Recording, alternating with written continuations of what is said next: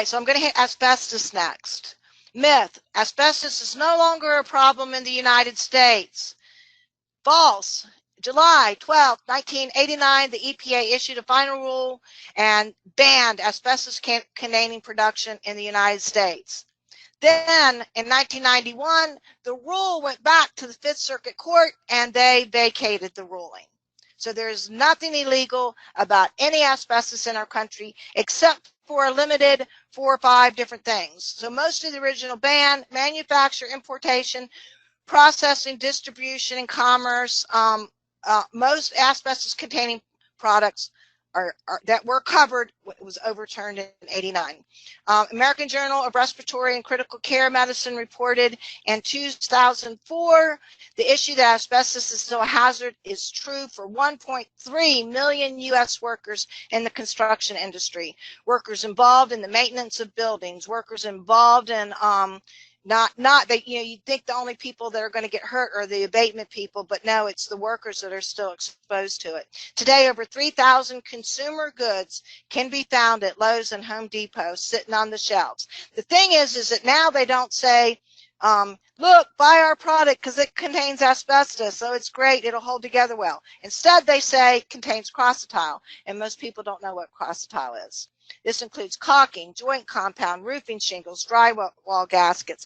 The big contractors that are involved in building the multiple housing housing areas, the new developments, and the ones that build the shopping centers, they're buying in quantity. Quite often, I don't know if the trade wars will change this, but they're buying in quantity from China, where there are no regulations. So most of the stuff coming from China, warning, warning, warning, has asbestos. Any of the toys that are painted have lead-based paint. So please, please, please be cautious of what you buy your kids. So all of the systems that we use to build our house quite often still have asbestos in them.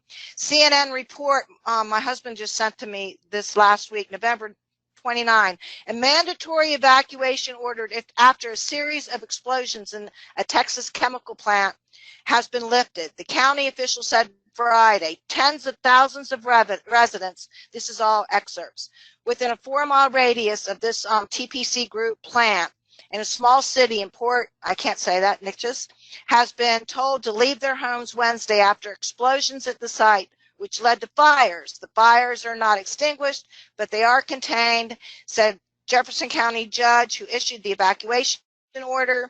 Brannick said Friday that residents should be on the outlook for a piece of asbestos that might have been expelled in the explosion. So if you got asbestos in your yard, please call us.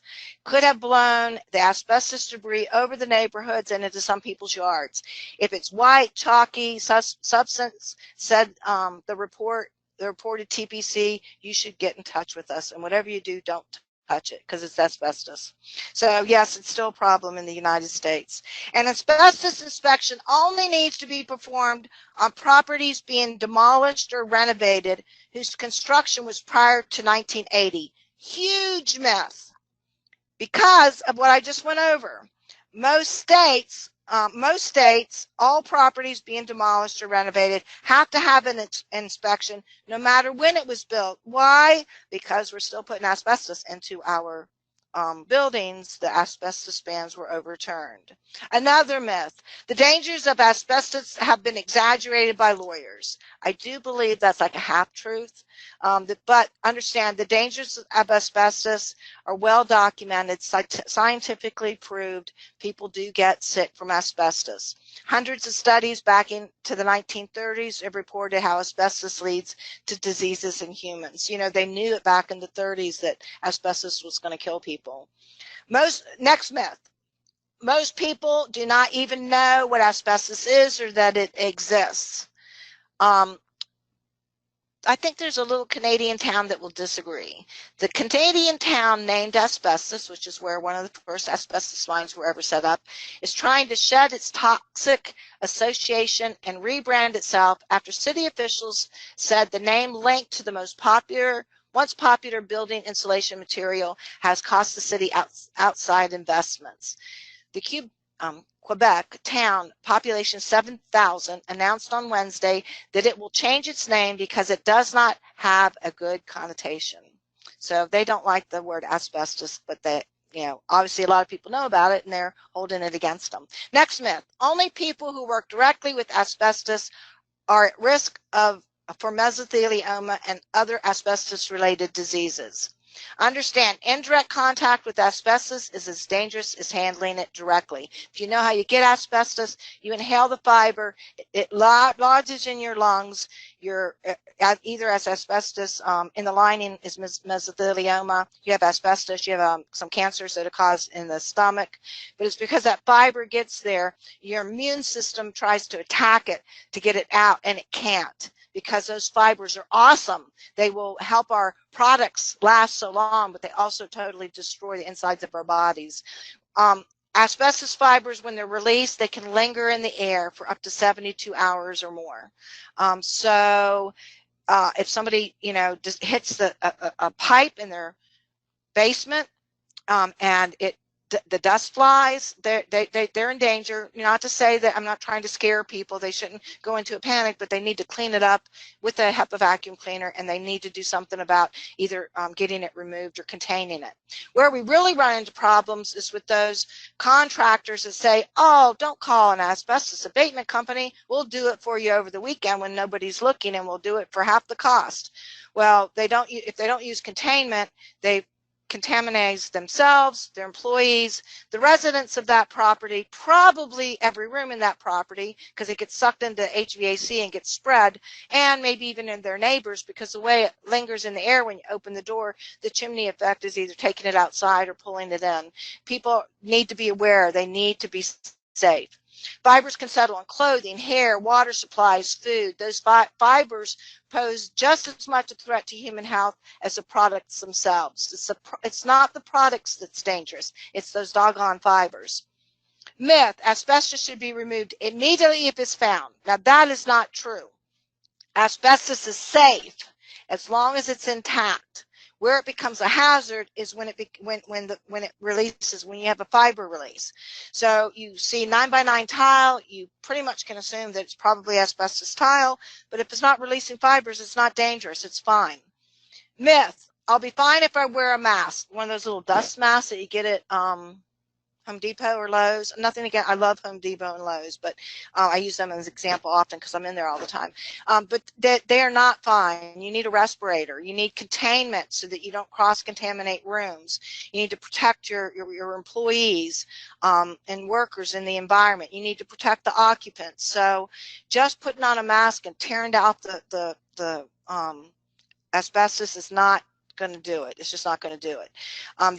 Per the EPA, abatement can only be performed by an asbestos abatement contractor unless you own and live in the property where you're abating. So if it's in your house, and you own the house and you live in that house, you can abate it. I just remembered we're national. That's true in Pennsylvania, Maryland, and West Virginia. If you're in another state, just go to the your state websites, because sometimes the EPA will say it's legal, but the truth is whichever law is the strictest. So if your state has stricter laws, you have to abide by them. Keep in mind, if you're a landlord, you own rental properties, this does not apply to you. You have to own the property and be living in the property. So you're not allowed to abate properties that you rent. The question that keeps coming up about transite is we find these transite ducts, the subslab ducts. Yes. And sometimes they fill with water. Well, I don't know how big of a deal that is in terms of indoor air quality. If it's just water that gets in there when it rains, and maybe that's good, maybe it's bad. But I've heard about people lining those transite ducts with some kind of I think they spray on something. Are you familiar with that? I am, and it is not a bad idea. That's called encapsulating. It'll hold the fibers down. It'll hold your mold spores down. You want to make sure it's dry first, all that kind of stuff. That has about a 5-year life, from what my research has shown. So it is a good temporary fix. But you have to understand it is temporary. At some point in time, that spray will start to peel and crack, and then you can have a fiber release. You're also left under the impression that it's okay. You just need to calendar 3 to 5 years, start checking it, and then when it starts to peel, you got to make a decision about removal. Removal would be the better move, but I understand sometimes removal isn't an option, so the spray-on is fine. Okay, Did I answer your question? I think so. Okay, sure. Looks like we got a comment here. Somebody's saying that the duct armor has a 15-year guarantee. Are you? There you go. Can you email me that? Whoever said that, please email me that, because I can put that in my presentation. Duct armor. Okay, we'll make sure we get that. Yeah. We'll make sure we get that today. Okay. Great. All right, carry on. Okay, cool. All right, lead. Myth: lead poisoning isn't a problem anymore. The doctors would disagree. If you look at our housing, there's still 35% of the housing has lead-based paint in it. Of course, the newer it gets, the less. So your older houses, your urban city areas seem to have more, and your farmhouses seem to have more. But 35%. Lead is no longer added to paint and gas. That is wrong. Now, there is a law about that. They tell you how much you're allowed to add to it, and it always is below. Like if I were to do an XRF reading of paint that they call lead-free, it will say that it's lead-free because it's not the amount, but they're still putting little bits in there, and there's no safe amount of lead. They are doing a little bit in our gas, too. But it's still going on there. There's still small quantities of that lead is going in added as both paint and gas, but it's not a lot. It's you have to live with it. But understand there is no safe level of lead at all.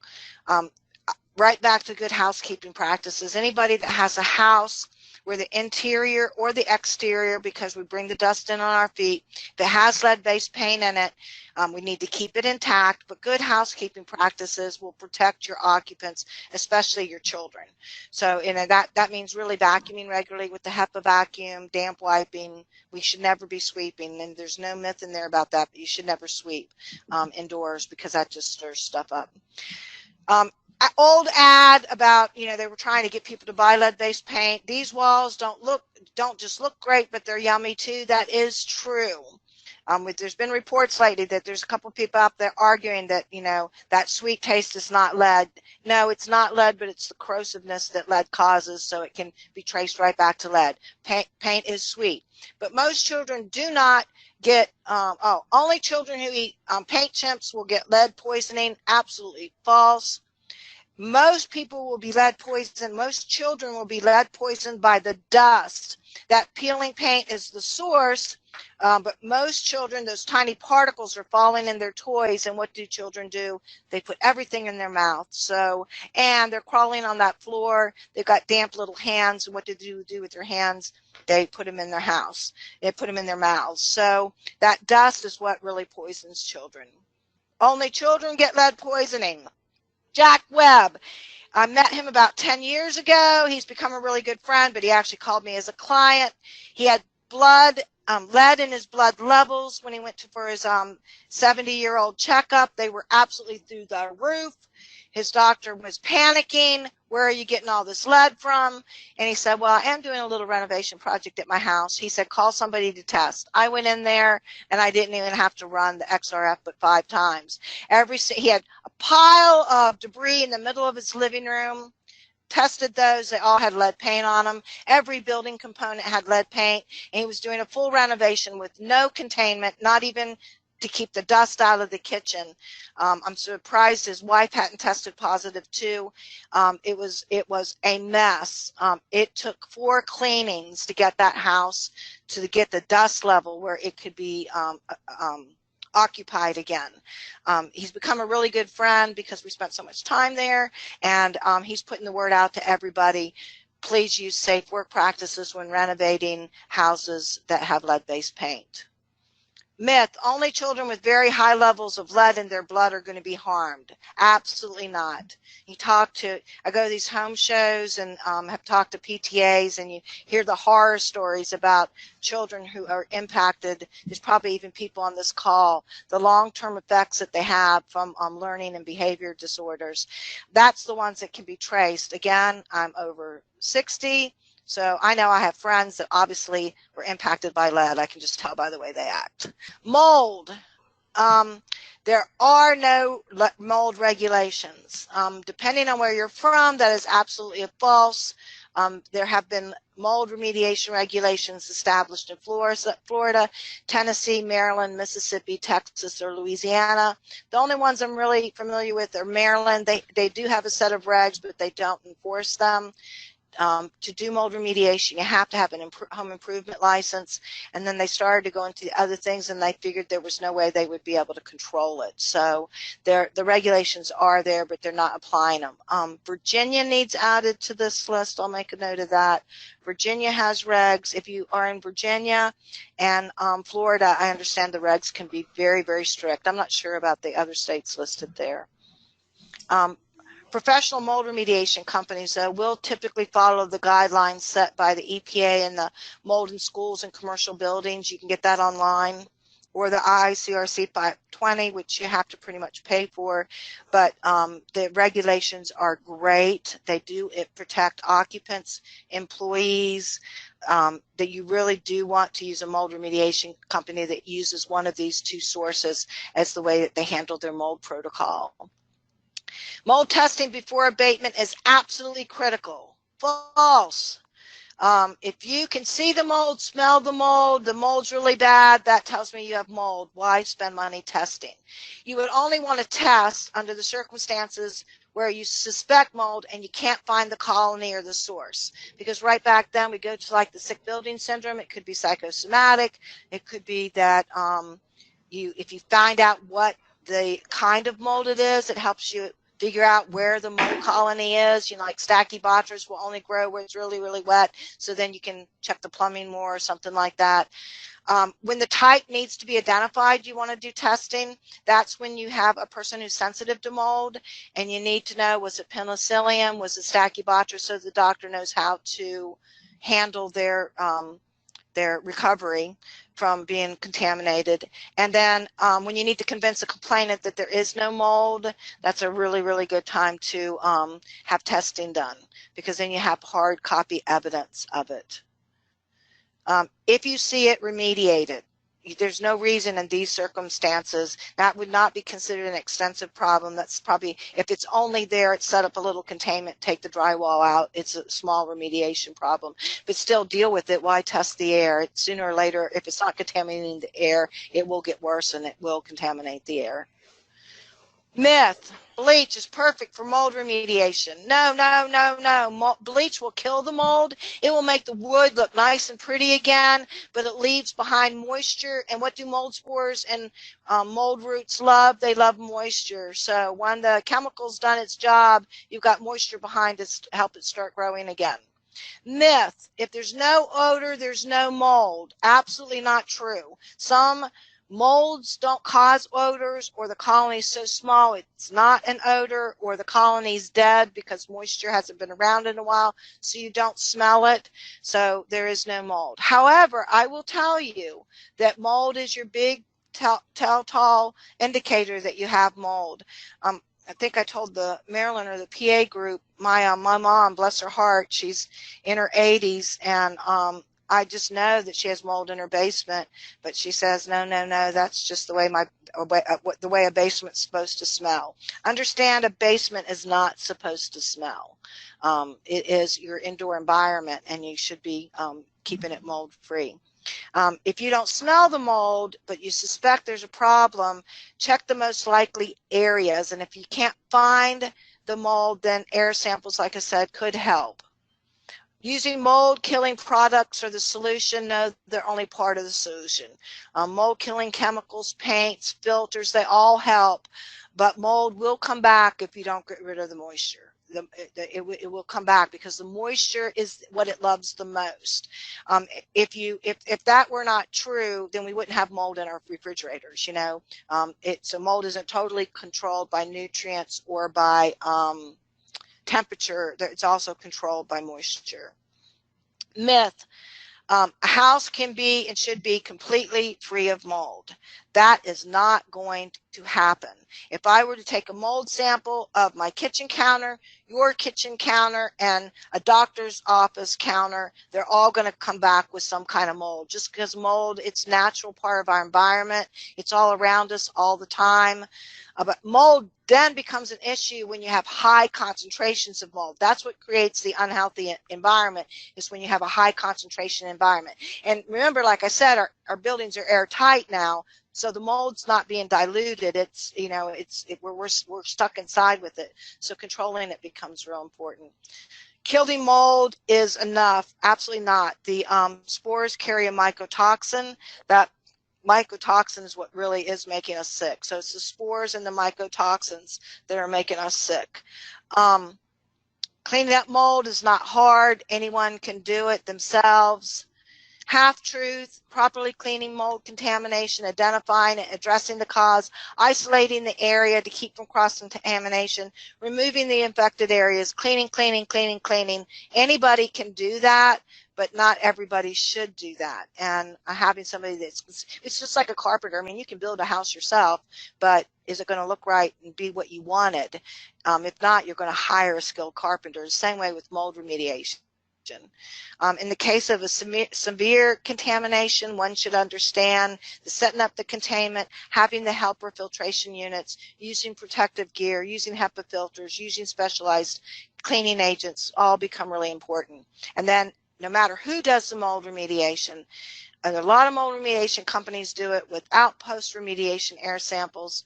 They really, really shouldn't, because you cannot do a visual. A mold colony can be as small as the end of your pinky and contaminate an environment. So it's important to test the environment to make sure that you're confirming that it's clean. A physician can do blood work to determine if the patient has been exposed to mold. Half true. They can do the blood work. It can tell them that they have a mold contamination, but it will never tell them where they got the mold contamination. So when somebody says they're going to sue you because your building contaminated them, they got to prove it, because there's mold is everywhere all the time. It might be at home. It might be in their car. It might be at their babysitters. And that could be what's made them sick, not your environment. Myth: mold in a basement or crawl space will not affect the occupants in the occupied area of the property. Not true. Approximately 50% of the air in our basement and crawl spaces migrate to the main living area. So it's important to keep those as clean as we possibly can. Keep them mold free. Myth: if a basement is wet or damp, just stick a dehumidifier in it. Not true. Why? Because 50% of the air is going up there. A basement or crawl space is wet. A great contractor will do a full exterior and interior assessment to determine where the moisture is coming from. I see contractors day in, day out telling people we need to install a waterproofing system in your basement, and people spend $12,000, $15,000 to find out what they really needed was to get their gutters repaired, or their landscaping fixed, or get the plumbing fixed in their kitchen or the bathroom, or get the roof leaked all the way down and getting that roof leak fixed. So when you have a wet basement or a crawl space, doing a full exterior and interior assessment, which I have an ebook that I could send you where next month's chapter will tell you what the things are to check to do that assessment if you want to do it yourself. There's interior waterproofing, there's exterior waterproofing. Then if the water is the problem and it's not the gutters, then you need to look at what is the best system for your property. Radon, I'm just gonna keep running through it till my time is over. Opening windows to lower the radon levels during radon will lower your radon levels. Maybe opening windows can cause a chimney effect and will skew the radon results. So they could be higher or they could be lower. You don't know what opening the windows is going to do. That's because of the way the gases go into your measurement equipment. Short-term testing is not enough to make a decision about taking action to fix the radon problem. I don't know about you, but if I do a short-term test and it says I have radon, there is no safe level of radon, I'm getting a radon mitigation system. Why spend money on a 30, 60, 90-day, year program and live in the radon while you're doing it? Just fix it. Radon is only a problem in certain part of the country. If you look, I think that everybody should have radon tests. 1 out of 15 people, homes in the United States are having radon issues. And Pennsylvania, Maryland, West Virginia is worse because we have a very high rate level of uranium in our ground. Radon is only a concern in homes. No, you're breathing it in your offices as well. So anywhere where you spend occupants spend an amount of time, you should have a radon test. So now I am going to skip drinking water and go to my most important question. My most important myth. I'm going to skip HVAC. People were asking about HVAC. This is when you get your ductwork clean.